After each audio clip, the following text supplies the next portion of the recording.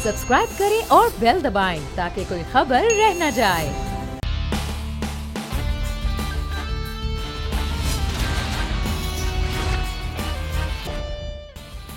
अस्सलाम वालेकुम। Special report with Mudassar Iqbal के साथ हाजिर खिदमत है। नाज़रीन, तोशाखाना केस के हवाले से मुसलसल बात होती रही कि यहाँ से कभी नेकलेस गायब हो रहा है, कभी गाड़ियाँ गायब हो रही हैं, तो कभी कुछ हो रहा है, लेकिन बात साथ साथ ये भी होती रही कि तमाम तर चीज़ें रूल्स ऑफ बिजनेस के मुताबिक हो रही हैं। आज तोशाखाना रेफरेंस के हवाले से फर्द जुर्म आयद कर दिया गया साबिक वज़ीर आज़म यूसुफ रज़ा गिलानी, और आज मफरूर करार दे दिया गया साबिक वज़ीर आज़म मियां नवाज शरीफ को, और साबिक सदर आसिफ अली जरदारी पर भी फर्द जुर्म आयद कर दिया गया है। मामला ये है कि कानून के मुताबिक कोई चीज़ दी जा रही है तो क्या वो भी इस्तेहकाक है वज़ीर आज़म का कि किसी भी तरह की समरी को मंसूर कर लिया जाए और तोशाखाना में आने वाली चीज़ें क्या ज़ाती मलकियत ही कहलाती हैं हुक्मरानों की या नहीं। ये एक बड़ा सवाल बार बार ये सामने आता है कि तोशाखाना में जब भी किसी भी चीज़ों को शामिल किया जाता है सरबराहान ममलिकत की जानिब से दूसरे मुल्क के सरबराहान को दिए जाने वाले तोहफों की नज़र में, तो क्या वो ज़ाती हैसियत में दिए गए हैं या वो वाकई सरबराहान ममलिकत और सरबराहान हुकूमत के हवाले से वो चीज़ें सामने आती हैं। हम बात भी करेंगे आज इस सूरत हाल पर, और साथ ही साथ बात होगी कि मियां नवाज शरीफ अब वापस नहीं आ रहे हैं, कल का दिन है कि क्या उन्हें इश्तहारी करार दिया जा सकता है या नहीं, क्योंकि पहले कहा जा रहा था मुस्लिम नून की जानिब से कि वो वापस आने के लिए तैयार हैं, लेकिन अब खुद ये कहा जा रहा है कि वो अपने इलाज के बाद ही आएंगे। सबसे पहले उनकी सेहत है, उसके बाद बाकी चीज़ें, चाहे वो कानून है या चाहे अदालत के ऑर्डर्स हैं। अब देखना ये कि क्या रास्ता मियां नवाज शरीफ के पास है। और प्रोग्राम के तीसरे हिस्से में बात करेंगे कराची की सूरत हाल पर, जहां पर फंड्स तो भी नहीं आए लेकिन सियासत बड़ी जोरों से हो रही है। सबसे पहले तोशाखाना के हवाले से बात करेंगे कि आज सूरत हाल क्या रही है और अगले आने वाले दिनों में हो क्या सकता है। आरिफ चौधरी साहब सीनियर कानूनदान हमारे साथ इस वक्त मौजूद हैं। बहुत शुक्रिया आरिफ चौधरी साहब आपके वक्त का। असर कानूनी मामलात हैं, हमारे जैसे तालिब इल्म ये परेशान हैं कि सरबराहान ममलिकत को मिलने वाली चीज़ें क्या उनकी ज़ाती हैसियत में जा सकती हैं कि अगर वज़ीर आज़म किसी समरी पर दस्तखत कर दें, चाहे वो गाड़ियाँ हों या कुछ और हो, ऐसा मुमकिन होता है? बात यह है कि पहले तो मैं आपका शुक्रिया अदा करूँगा कि आपने मुझे इस मौके पे बुलाया, और ये बात मैं आपसे अर्ज़ करूँ कि ये जो गिफ्ट्स होते हैं ये स्टेट के गिफ्ट्स होते हैं, किसी प्राइम मिनिस्टर के ज़ाती गिफ्ट नहीं होते, और इसे अपने ज़ाती इस्तेमाल में लाया नहीं जा सकता। और उनको अगर रूल्स ऑफ बिज़नेस में तब्दीली की जाए या रूल्स ऑफ बिज़नेस इस तरह के बना दिए जाएँ कि जिससे कौमी ख़जाने को नुकसान पहुँचाने का एक ऐसा कानूनी रास्ता निकाल लिया जाए, तो कोर्ट इसे भी देख सकती है कि क्या ऐसा किया जा सकता था या ऐसा, क्योंकि रूल्स ऑफ बिज़नेस जो है वो कोई कॉन्स्टिट्यूशनल अमेंडमेंट्स कॉन्स्टिट्यूशन नहीं है, वो सबॉर्डिनेट लेजिस्लेशन है, और सबॉर्डिनेट लेजिस्लेशन अगर बददियांती से की जाए तो वो उसे चैलेंज भी किया जा सकता है और उसे देखा भी जा सकता है उसकी वारिस को। अब ये सारी सूरत हाल अब हमारे हुक्मरानों ने आज तक ऐसा ही किया है कि ये जो तोशाखाना बेसिकली तो वो सारे गिफ्ट्स जो होते हैं वो आते हैं स्टेट को, और वो वहाँ हुक्मरान जो होते हैं सरबराहान ममलिकत कभी कोई चीज़ भेजते हैं, कभी कोई चीज़ as a gesture of goodwill कि आपस में आप भी लेके जाते हैं तो उनको देते हैं, गिफ्ट देते हैं, आपके सरबराह देते हैं, चूँकि ये आपस में एक इंटरनेशनल प्रोटोकॉल है, ये एक ऐसा तरीका है गुडविल के जेस्चर को तब्दील करने, एक्सचेंज करने का। लेकिन जब वो शख्स दुनिया में शायद ही ऐसा हो कि जब वो शख्स इक़्तिदार छोड़े तो वो चीज़ें साथ आपने लेके चला जाए। लेकिन हमारी बदकिस्मती ये है कि हम ऐसे कानून बनाते हैं कि बाज़ औक़ात इवन ये जो जजेस हमारे गाड़ियाँ इस्तेमाल करते हैं या इवन ब्यूरोक्रेट्स इस्तेमाल करते हैं, आखिरी जो जिस पोजीशन पे होते हैं जो उनके पास गाड़ी होती है वो भी उन्हें कहा जाता है कि कुछ थोड़े बहुत पैसे दे के तो वो गाड़ी अपने साथ ले जाए। तो ये वो सूरत हाल है जो मैं समझता हूँ कि ये इंतहाई परेशान कौन सूरत हाल है कि जिससे आप कौमी खजाने को नुकसान पहुँचाने का एक ऐसा रास्ता निकालते हैं जिसे आप ये रूल्स ऑफ बिजनेस की बात हो रही है, ये तो रूल्स ऑफ बिजनेस खुद बनाए जा सकते हैं, यानी कि बैठे हुए वजीर आज़म ऑफिस में रूल्स ऑफ बिजनेस कर लिया जाएगा, समरी उनके पास आएगी, वो अपनी ही चीज़ों के लिए अपनी समरी पर जब दस्तखत कर देंगे तो वो चीज़ उनकी हो जाएगी। यानी कि फ़ैसला भी खुद किया जा सकता है, उससे हासिल जो इनाम है वो भी अपने खाते में रखा जा सकता है। तो ये तो बड़ा अजीब और मज़ा का खेस नहीं लगता है कि बनाए भी खुद जाएँ, उससे फ़ायदा भी खुद ही हासिल कर लिया जाए। मुदस्सर साहब, मैंने तो ये देखा कि मैं इंटीरियर मिनिस्ट्री में था, लीगल एडवाइज़र था उनका, تو میں نے دیکھا کہ آخری یعنی جو دن ہوتے ہیں جب کوئی بھی گورنمنٹ جا رہی ہوتی ہے تو اتنی جلدی میں وہ سارے یعنی وزیر داخلہ کے لیے، پرائم منسٹر کے لیے، پریزیڈنٹ کے لیے فوری طور پر وہ سمریاں موو ہو رہی ہوتی ہیں اور رولز آف بزنس میں چینجز ایسا کچھ کیا جاتا ہے کہ جناب فلاں چیز جو ہے وہ بھی لے جانے کا اسے حق ہوگا، یہ چیز رکھنے کا حق ہوگا.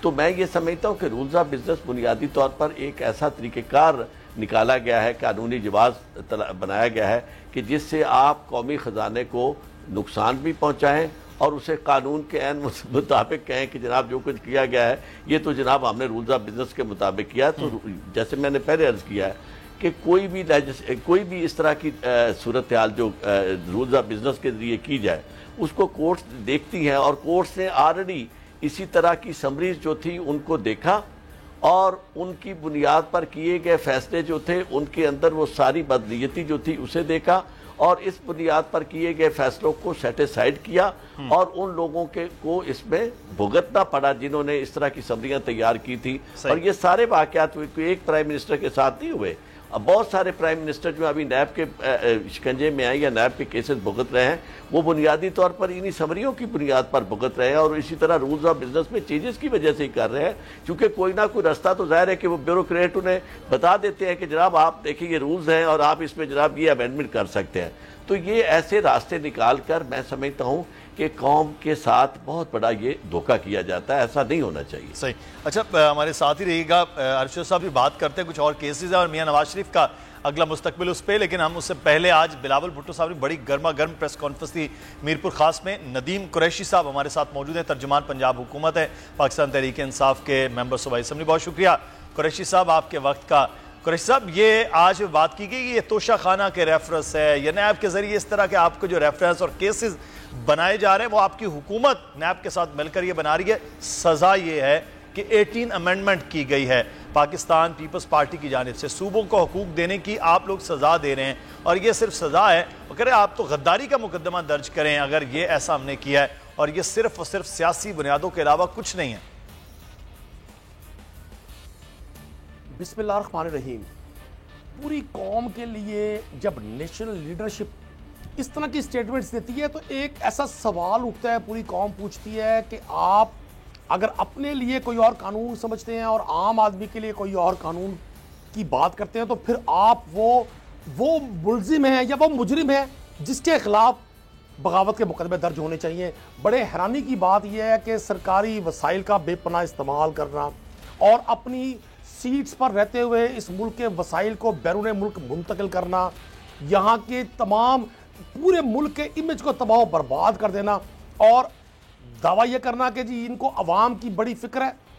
میں سمجھتا ہوں پاکستان تحریک انصاف نے تو اپنے اس دور میں نہ صرف ادارے جتنے آزاد اس دور میں ماضی میں کبھی نہیں رہے، یہاں تو ہائی کورٹ کے ججز کو فون کر کے اپنی مرضی کے ڈیسیجن کروانے کی روایت رہی ہے.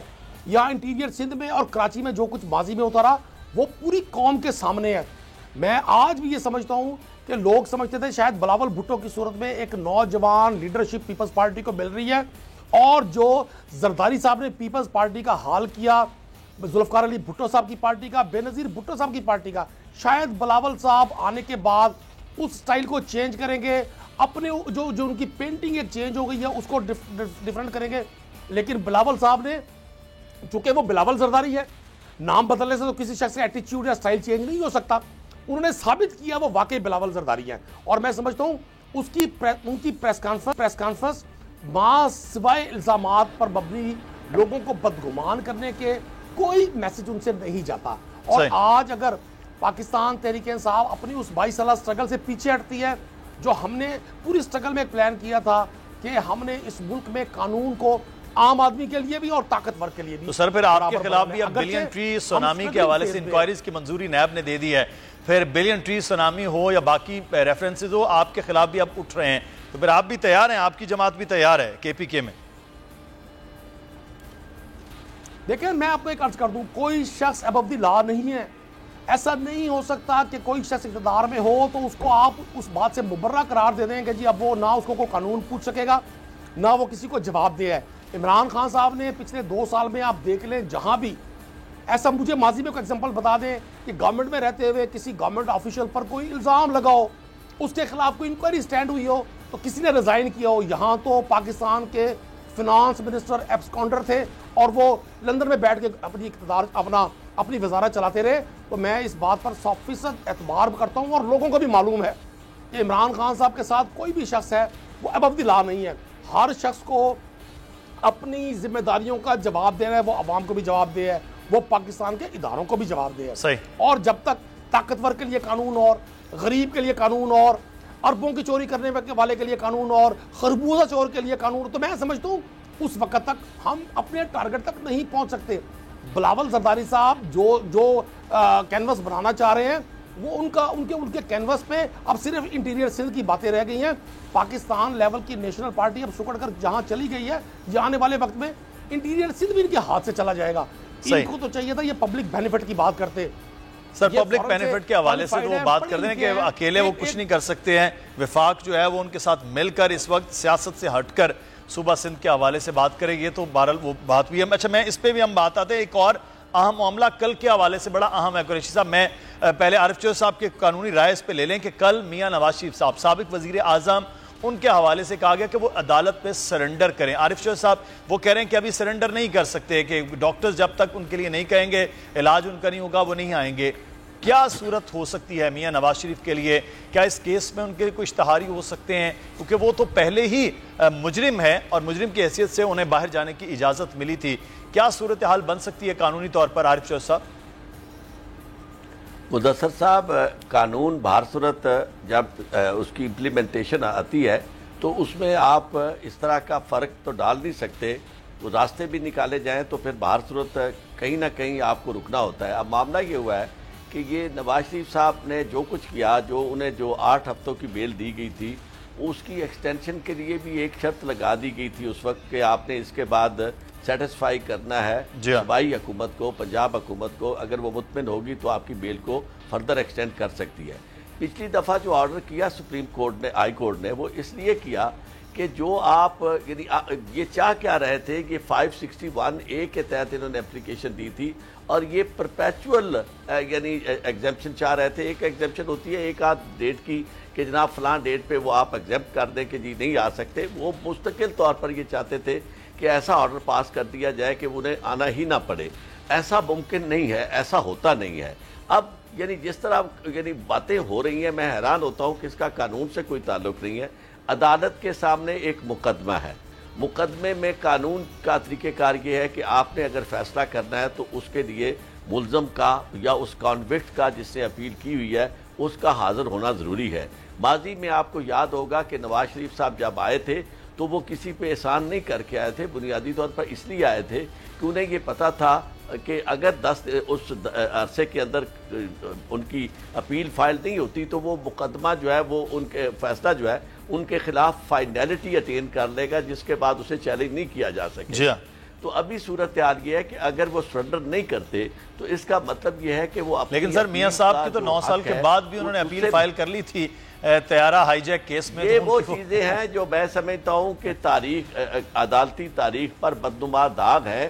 اس لحاظ سے اس طرح کے فیصلے جو کیے جاتے ہیں اس کو نظیر کے طور پر کورٹ بھی نہیں کیا جاتا, اور یہی میں سمجھتا ہوں کہ اس بدقسمتی سے پاکستان کو نکلنا چاہیے. اور ان دنوں میں آپ کو عرض کروں کہ ایک فیصلہ جسٹس قاضی امین صاحب نے کل کیا ہے, میں تو ابھی اس کو تھوڑا سا دیکھا ہے, میں حیران ہوں اور خوش ہوں کہ ہمارے ہاں ابھی ایسے جج موجود ہیں جو اس طرح کے فیصلے کر رہے ہیں کہ جناب سب کے ساتھ ایک طرح کا سلوک کیا جائے. یعنی یہ نہ ہو کہ آپ ایک سال یعنی ایک طرف ایک شخص کو آپ بیل دے دیتے ہیں اور یعنی کانوکٹ کو اس کی بنیاد پر کہ یہ جناب میڈیکل گراؤنڈ پہ, اور دوسری طرف آپ ایک شخص کو 101 سالہ یا 81 سالہ عمر کا بندہ جو ہے اس کو آپ میڈیکل گراؤنڈ پہ بیل نہیں دیتے.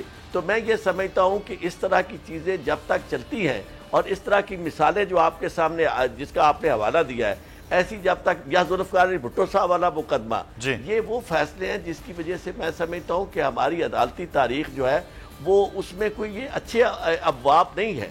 اس کو جب تک چینج نہیں ہوتے یہ چیزیں بدلتی نہیں, اور وہ جوڈیشری جس سے لوگوں نے توقع کی تھی کہ بھائی سب کے ساتھ ایک طرح کا سلوک کیا جائے گا، آئین کی بالادستی ہوگی، قانون کی حکمرانی ہوگی. جب تک یہ ایسا نہیں ہوتا تو میں سمجھتا ہوں کہ لوگوں کے لیے پھر توقعات جو ہے پاکستان کے مستقبل کی کو وہ اچھی نہیں رہ جاتی. صحیح. اچھا ندیم قریشی صاحب، سابق وزیر اعظم میاں نواز شریف صاحب کی واپسی کے لیے حکومت کیا کر رہی ہے؟ آپ تو واپس نہیں لا سکے اسحاق ڈار صاحب کو یا میاں شہباز شریف صاحب کے بچوں کو. یہ تو ایک سزا یافتہ مجرم کے طور پر میاں نواز شریف صاحب گئے ہیں، ان کی واپسی اب کیسے ممکن؟ آپ کی حکومت کرے گی سر؟ وہ تو نہیں آ رہے، وہ کہہ رہے کوئی سمجھوتا نہیں ان کی صحت پر. میں آپ کو ایک عرض کروں، ہماری حکومت وہی کرے گی جو پاکستان کا قانون، پاکستان کا آئین کہتا ہے. انٹرنیشنل ایگریمنٹس جو کرمنلز کے حوالے سے ہیں، ظاہر ہے پاکستان نے ان ساری چیزوں کو فالو کرنا ہے. لیکن ایک سوال آج اٹھتا ہے، پوری قوم پوچھتی ہے جی. آج پاکستان کا وہ نوجوان جس کے لیے لیڈرشپ ایک آئیڈیل کی طرح سے ہوتی ہے، وہ کوشچن کرتی ہے میاں نواز شریف صاحب سے اور ان کے رفقا سے، جنہوں نے ان کو باہر بھیجنے میں ان کی گارنٹی بھی دی بطور ضمانتی کے، اور وہ تمام لوگ جو ان کی لیڈرشپ ہے، ان سے نوجوان نسل پوچھتی ہے کہ آپ یہ گول سیٹ کر رہے ہیں لوگوں کے لیے کہ جو شخص پاکستان کا 3 بار وزیر اعظم رہا ہو، جو شخص یہ کہتا ہو کہ جی میں اب نظریاتی ہو گیا ہوں، جو شخص یہاں کمپین کرتا رہا ہو جی ووٹ کو عزت دو، تو وہ ووٹ کو عزت اس طرح سے دے رہا ہے کہ کورٹ نے ہیلتھ گراؤنڈ پہ ان کو جو 8 ہفتے کی رعایت دی، جس کی ماضی میں کبھی میں نہیں سمجھتا کوئی مثال ملتی ہو. اب یہ ان کی بھی اخلاقی ذمہ داری بنتی ہے. حکومت تو کرے گی، حکومت تو جس طرح سے آگے بڑھ رہی ہے، میں اگرچہ آج بھی کہتا ہوں آئیڈیل سچویشن نہیں ہے، لیکن حکومت کو، عمران خان کو اپنے ٹارگٹ کا، اپنے گول کا 100% اندازہ ہے، اور ہمیں پتہ ہے کہ ہم نے پاکستان کو وہاں لے کر جانا ہے جہاں ایک ایسا معاشرہ قائم ہو جائے کہ کوئی شخص یہ تصور بھی نہ کرے کہ اس کا عہدہ، اس کا منصب اس کو کسی بھی جرم کے لیے کھلی چھوٹ دیتا ہے. تو میں سمجھتا ہوں اب پی ایم ایل این کے لوگوں کو اور ہماری اپوزیشن کی جماعتوں کو جو ایک دوسرے کے پیچھے چھپ کر اپنے جرائم کو چھپانے کی کوشش کر رہے ہیں، ان کو چاہیے وہ آ کر فیس کریں. یہی کورٹس ہیں جنہوں نے ان کو ریلیف دیا، یہی وہ ادارے ہیں جہاں سے جب ان کے حق میں فیصلے آتے ہیں تو یہ بڑا اس کی پذیرائی کرتے ہیں، جیسے ہی فیصلے ان کی منشا کے خلاف آتے ہیں تو یہ الزامات لگا دیتے ہیں. میں سمجھتا ہوں گورنمنٹ نے یہ پلان کیا ہوا ہے کہ ہم نے ان طاقتور لوگوں کو قانون کے کٹہرے میں ضرور لے کر آنا ہے، اور گورنمنٹ کی رٹ بھی سر آپ پر تو یہ الزام لگ رہا ہے کہ آپ نے تو نئے سی سی پی لاہور بھی اسی لیے لگائے ہیں، آئی جی لگائے ہیں کہ آپ سب کو اپنے مخالفین کو پکڑنے کے چکر میں اور رگڑے لگانے کے چکر میں پولیس ہی آپ اس لیے بدل رہے ہیں. دیکھیں یہ تو الزامات، میں اگر صرف ماڈل ٹاؤن سانحے کے حوالے سے پوچھوں کہ 15-20 لوگوں کو دن دہاڑے لاہور جیسے شہر میں گولیوں سے بھون دیا گیا، آج تک کوئی شخص وہ کرائم اون کرنے پر تیار نہیں ہے. یہاں لاہور میں عابد باکسر سے اور آپ کے کراچی میں راؤ انوار سے جو کام حکومتیں لیتی رہی، آپ مجھے پنجاب میں کے پی میں ایک ایگزامپل دیں.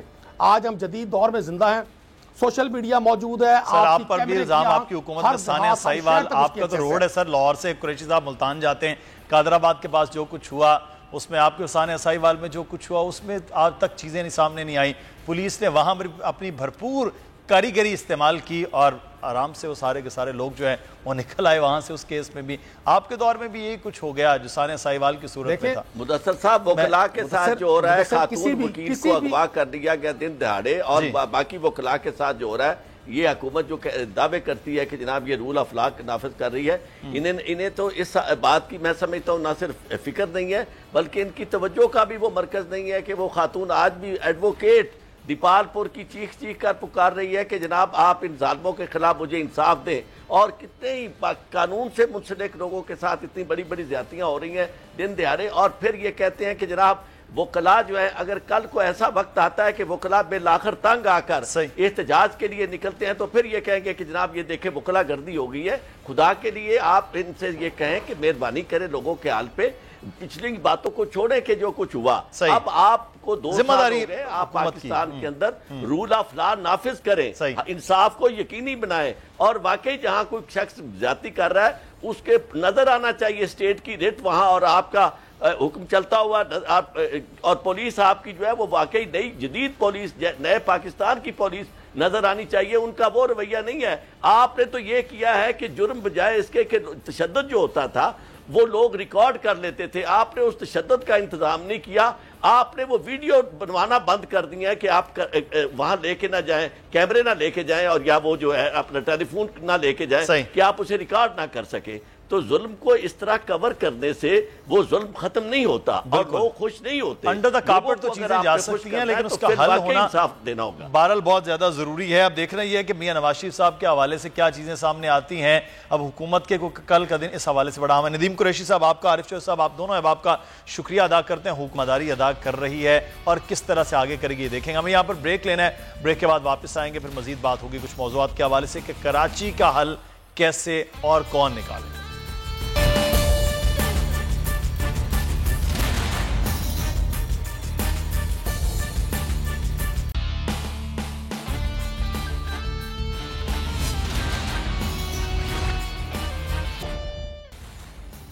کراچی میں کچرا ہے, پانی ہے اور اس کے بعد پھر سیاست ہے. اب سیاست سے معاملہ آگے چل نکلا ہے اور وہ اب ایک دوسرے پر یہ الزام ہو رہا ہے کہ ڈرامے بازی بند کی جائے.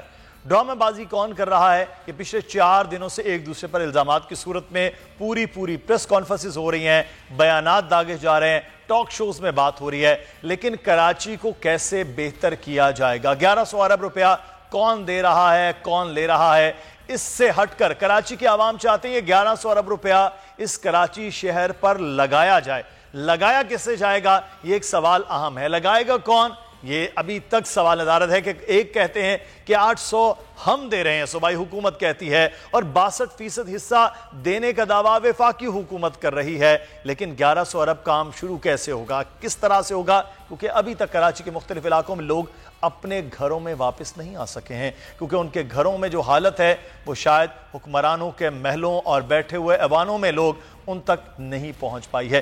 سوال ڈرامے بازی سے نکل کے اب بہت بڑی رقم اور رقم کے خرچ ہونے اور طریقہ کار پر سوال اٹھنے لگ گئے ہیں. ہم بات کریں گے. اس وقت ہمارے ساتھ موجود ہیں opposition leader, Sindh assembly Pakistan Tehreek Insaf کے رہنما فردوس شمیم نقوی صاحب. بہت شکریہ فردوس شمیم نقوی صاحب آپ کے وقت کا. پورے سندھ کے بجٹ کے حوالے سے بات کریں, ترقیاتی بجٹ 285 ارب ہے, وفاقی صوبائی حکومتیں مل کر اب 1100 ارب روپے کے پیکج کی بات کر رہے ہیں. ڈرامے بازیوں کا نام الگ سے آ گیا.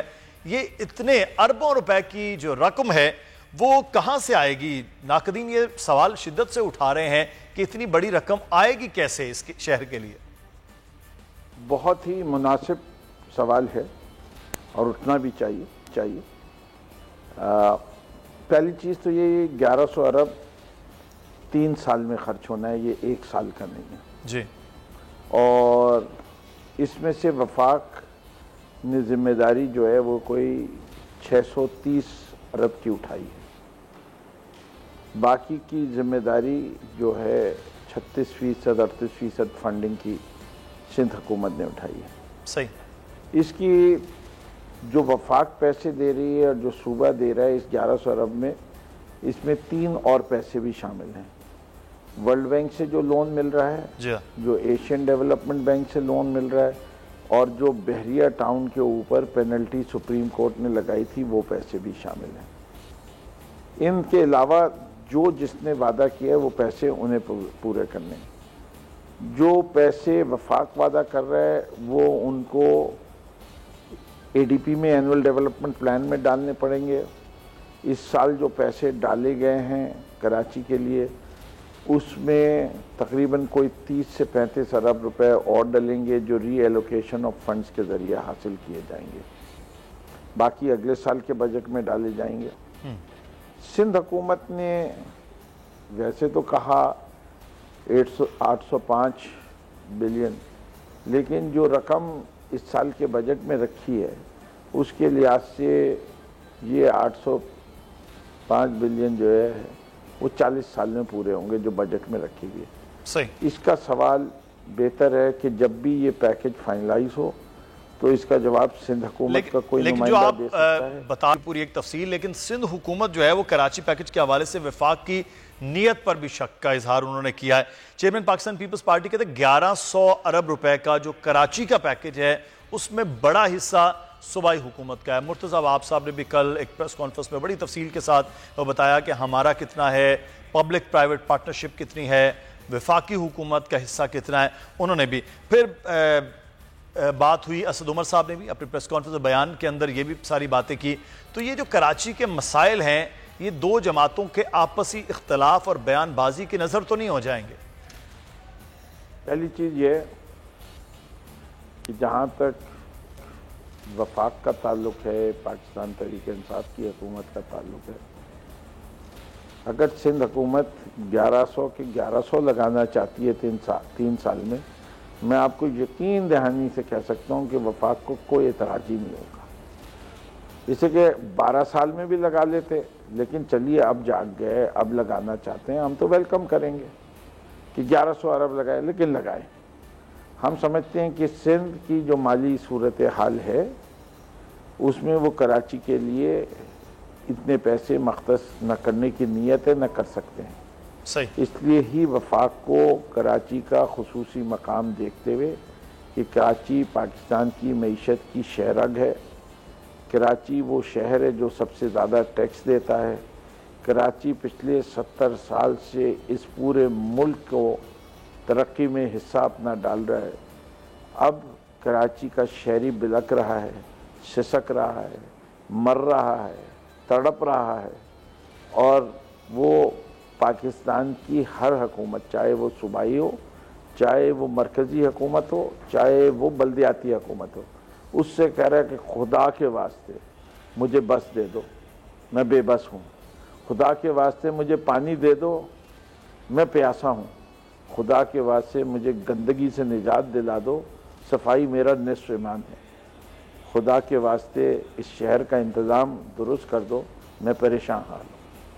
اس پہ جو لبیک جتنی زور سے کہے گا، یہ ادنا سا کراچی کا شہری ان سب کو جھک کر سلام کرے گا. اس کو جو متنازع بناتا ہے اس کو ہم یہی کہہ سکتے ہیں کہ آپ سے درخواست ہے، اچھی نیت رکھیے، صحیح. خلوص نیت کے ساتھ کام کیجئے، کوشش بھرپور کیجئے، خدا ایسے کاموں میں پھر برکت دیتا ہے. اچھا، بہت دنوں بعد فردوس شمیم نقوی ہم صاحب، نے یہ اس میں طے کیا ہے. جو آپ ایک سوال یہاں پر بڑا اٹھتا ہے کہ اتنی بڑی رقم ہے تو کیا میکانزم ہو کہ اس منصوبوں کی نگرانی کا نظام ہو؟ کون خیال کرے گا کہ پیسہ صحیح لگے؟ دیکھیں، اس منصوبے کے اندر کچھ چیزیں تو ابھی طے ہو چکی ہیں، میں اس کا بھی ذکر کر دوں. آپ کے سوال کا حصہ تو نہیں ہے لیکن میں سمجھتا ہوں ضروری ہے. بہت سارے محکمے میں فیصلہ کر لیا گیا ہے کہ وہ کراچی کو واپس کیا جائیں گے. جیسے کراچی بلڈنگ کنٹرول اتھارٹی ایک انڈیپینڈنٹ اتھارٹی ہوگی، اس کا اب سندھ بلڈنگ کنٹرول اتھارٹی سے تعلق واسطہ نہیں رہے گا. اسی طرح کراچی کے کوڑا کرکٹ کے نظام کے لیے Karachi solid waste management authority بنا رہی ہے، جس کا تعلق سندھ سالڈ ویسٹ مینجمنٹ سے نہیں ہوگا.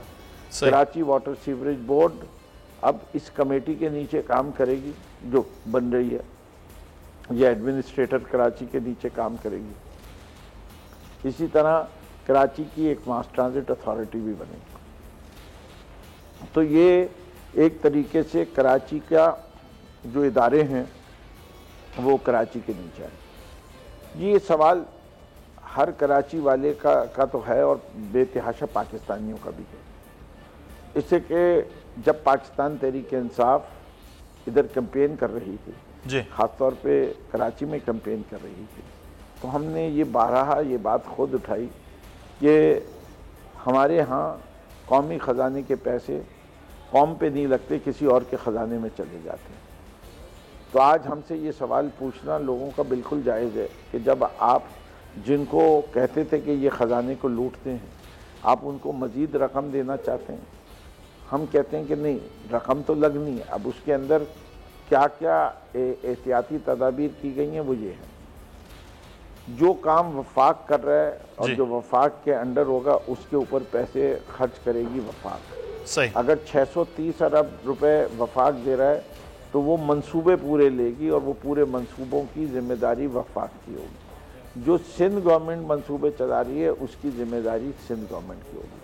اس کو انشور کرنے کے لیے ایک PCIC بن گئی ہے، provincial coordination and implementation committee, جو کو NCOC کے طرز سے کام کرے گی. اس کمیٹی کے چیئرمین جو ہیں وہ وزیر اعلیٰ سندھ ہے. ٹھیک۔ اور اب یہ ان کی ذمہ داری ہے، اور اس کے اندر پاکستان آرمی کے ایک 2 اسٹار جنرل بھی ہوں گے اور تمام اداروں کے ہیڈ اس کمیٹی کے ممبر ہوں گے کہ فیصلے جلد کیے جا سکیں، صحیح، اور ایک ادارے اور دوسرے اداروں کی تجربے. یہ جو بڑی تفصیل کے ساتھ آپ نے بتایا کہ طریقہ کار کیا ہوگا، وفاق اپنے منصوبوں کے حوالے سے ذمہ داری اور صوبہ اپنے منصوبوں کے حوالے سے ذمہ داری لے گا. ہمیں یہاں پر ایک بریک لینا ہے. فردوس شمیم نقوی صاحب ہمارے ساتھ ہی رہے گا. بریک کے بعد آتے ہیں تو بات کریں گے کہ جو پچھلے سال اعلان ہوا تھا 162 ارب روپے کا وزیر اعظم کی جانب سے، وہ منصوبے، وہ پیسہ کہاں ہے. بریک لیتے ہیں.